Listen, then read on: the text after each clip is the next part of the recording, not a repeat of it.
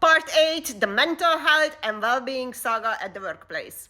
In this part, I would like to talk about whose responsibility is this. And here we are going to bring together well-being and wellness because that's beautiful. As you know, I have attended a 2-hour well-being and mental health conversation, and after that I had 20 million questions which you should have as HR, business owners, leaders, and employees.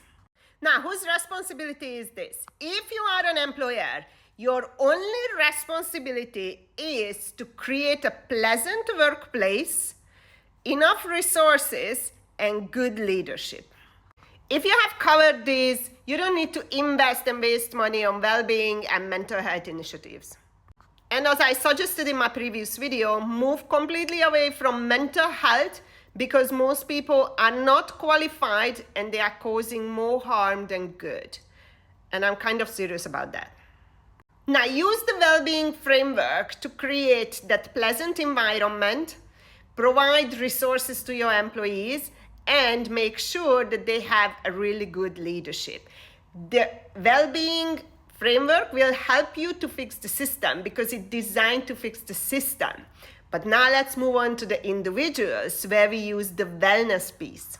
Now this is when it gets tricky because if I'm a responsible employer, I make sure that my system is so good that it doesn't create unnecessary stress and discomfort to my employees. So everything else that is stressing them out, giving them anxiety, making them feel not so great is in the external environment.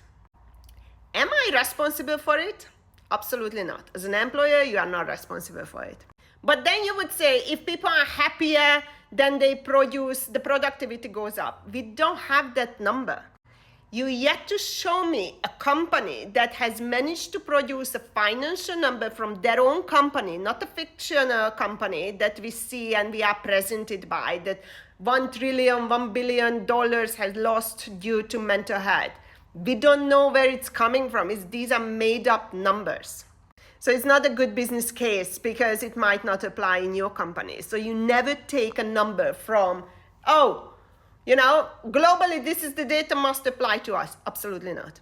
So back to the individual. Everything that is outside of the employers in the workplace is on the individual. And this is when the wellness piece comes into the picture because that is to help the employee. But it's not the employer who should be doing that. For example, the latest data from Gallup, the 20% of the workforce, this is such an incorrect data to collect. What have you got to do with my loneliness, right? So this data showed that 20% of employees are experiencing loneliness. Now my question is, why should any organization pay the bill because I failed to build social connections, I didn't manage to get a husband, I didn't manage to get married, I didn't manage to have children, and I didn't manage to keep my family and friends around me? Why should any company invest in me not being able to sleep at night? Or I'm lazy and sit on the couch and now they need to get me a gym pass, which I'm not going to use. Or I eat crap and I end up at the doctor every single month. Now here is no suggestion, and then we can get rid of the whole well-being idea.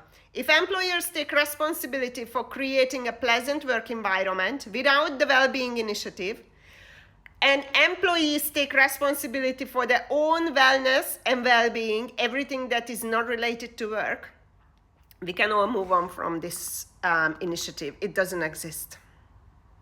You can use the framework to help you to fix the system, but it has nothing to do with well-being. It is all about being a good employer, just like I said it in my previous video.